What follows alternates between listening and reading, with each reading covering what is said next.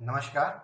Pentium point technical college द्वारा आयोजित इस ऑडियो वीडियो क्लास में बीकॉम इकोनॉमिक्स एवं बीकॉम ऑनर्स प्रथम वर्ष के सभी छात्रों का समष्टि अर्थशास्त्र की कक्षा में दिनांक 10/5/2020 को आप सभी का स्वागत है।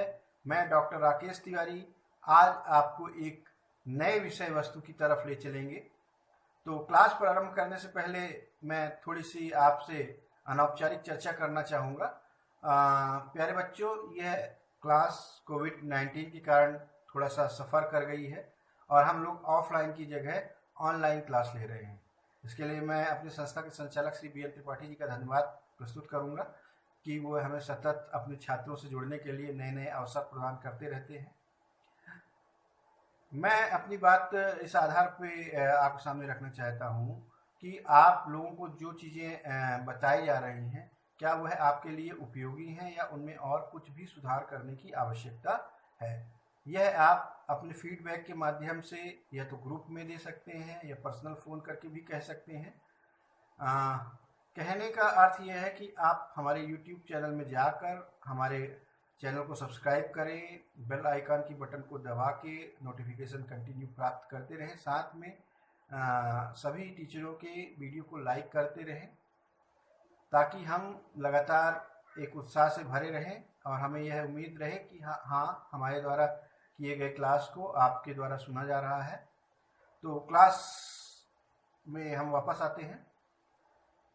प्यारे बच्चों, कल हम लोगों ने राष्ट्रीय आय के विषय में लगभग जितने कंटेंट अपने सिलेबस में थे उनका अध्ययन कर लिया है। आज हम एक नए विषय की तरफ बढ़ रहे हैं। एक नया टॉपिक है आज हमारे सामने, मजदूरी, वेजेस। क्या है मजदूरी और यह किस तरह से प्रदत्त होती है, इस पर आज हम थोड़ी चर्चा करेंगे। चर्चा का जो प्रमुख बिंदु रहेगा वह रहेगा कि मजदूरी से हम लोगों का आशय क्या है, कॉन्सेप्ट ऑफ वेजेस क्या है और मजदूरी की परिभाषा क्या है। इन दो विषयों पे आज हमारी चर्चा रहेगी। तो चर्चा शुरू करते हैं। सबसे पहले मजदूरी से आशय, मजदूरी के आशय को समझने का प्रयास करते हैं।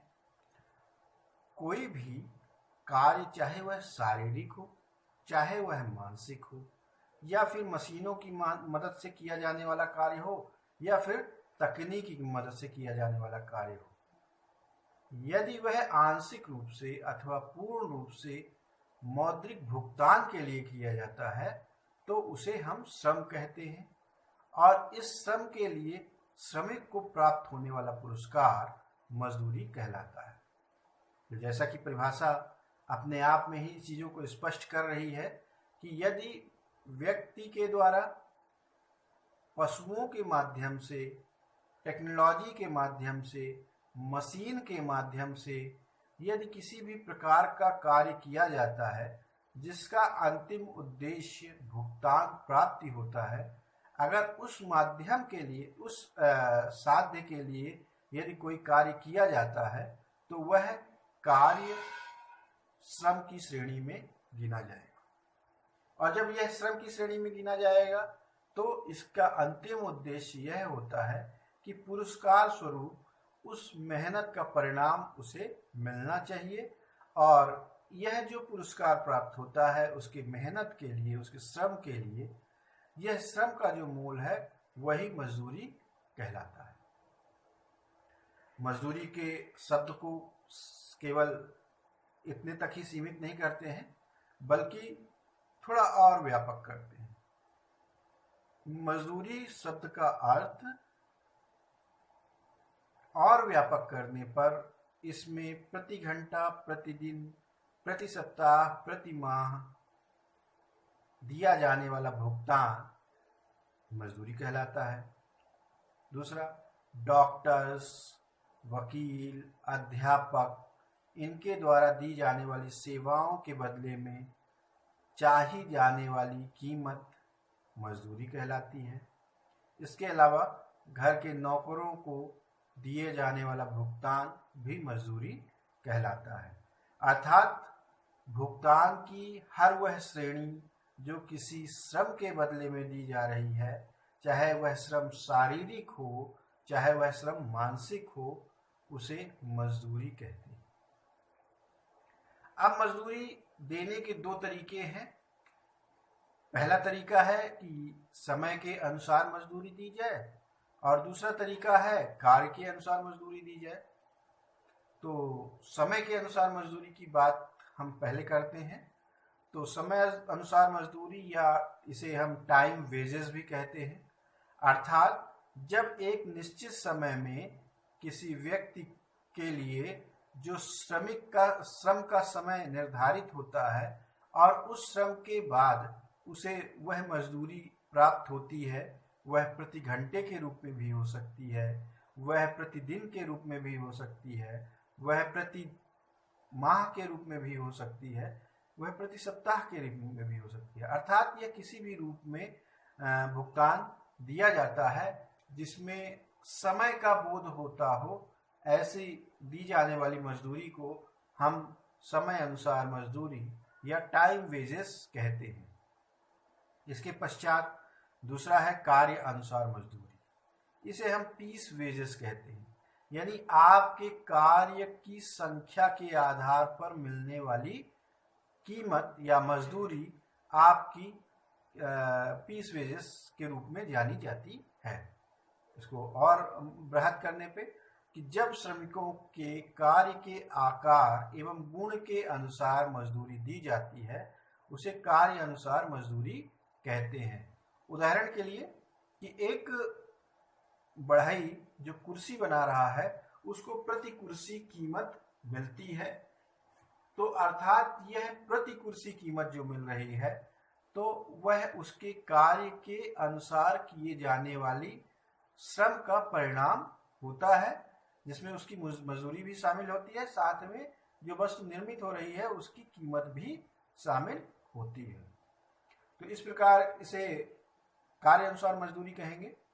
इसके पश्चात मजदूरी की परिभाषा पे अपन बात करते हैं। Definitions of wages. मजदूरी है क्या, इसकी एक सारगर्भित वैज्ञानिक परिभाषा दी जाने की आवश्यकता है।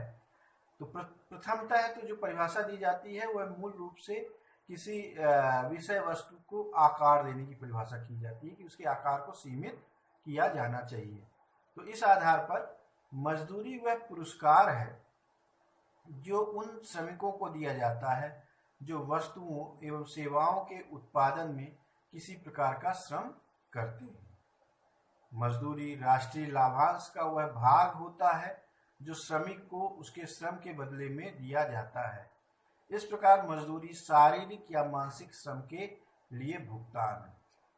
शुरू में ही बताया गया कि मजदूरी एक पुरस्कार या भुगतान होता है शारीरिक एवं मानसिक श्रम के बदले, अर्थात नागरिकों के माध्यम से, पशुओं के माध्यम से या टेक्नोलॉजी और मशीन के माध्यम से जो भी श्रम किया जाता है उत्पादकीय प्रक्रिया में, उसके बदले में जो उन्हें पुरस्कार मिलता है वस्तु और सेवा के उत्पादन के एवज में, वह मजदूरी कहलाती है। तो यह व्यक्तिगत तौर से बात हो गई। अब इसको हम समष्टि तौर पर समझने की कोशिश करते हैं। किसी भी देश के अंदर यदि उत्पादन किया जा रहा है वस्तुओं और सेवाओं का, तो निश्चित रूप से उसका बाजार मूल्य प्राप्त होता है। इन बाजार मूल्य को हम राष्ट्रीय आय में गिनते हैं और इस राष्ट्रीय आय के लाभांश को हम मजदूरी के रूप में वितरित करते हैं। इसलिए ये जो मजदूरी वितरित की जाती है यह संगठित आधार पर, समष्टि आधार पर वितरित की जाती है, अर्थात यह मजदूरी के दृष्टिकोण को व्यापक करते हैं। इसके अलावा दो अर्थशास्त्री हैं जिन्होंने अपनी यह परिभाषा दी। प्रोफेसर मैकडॉनल्ड के अनुसार श्रम के उपयोग के लिए चुकाई गई कीमत को मजदूरी या मजदूरी दर कहते हैं। वहीं पे प्रोफेसर बेनहम ने मजदूरी मुद्रा की उस राशि को कहा जाता है जो एक मालिक किसी श्रमिक को एक समझौते के अनुसार उसकी सेवाओं के लिए दिया जाता है। तो इन दो परिभाषाओं में दो बातें निकल के आई कि श्रम के बदले चुकाया जाने वाला भुगतान मजदूरी दर कहलाता है, और दूसरा, हम किसी से श्रम ले रहे हैं या किसी को श्रम दे रहे हैं तो हमारे मालिक और मजदूर के बीच में क्या आपसी समझौता हुआ है, उस श्रम के मूल्यांकन को लेकर उसे हम मजदूरी कहेंगे। प्यारे बच्चों, आज के लिए इतना ही। आप लोगों ने बड़े ध्यान से सुना। उम्मीद करते हैं कि कल से बेहतर आज आपका दिन होगा। कल हम एक नए विषय के साथ फिर से आएंगे। तब तक के लिए सबका धन्यवाद। नमस्कार।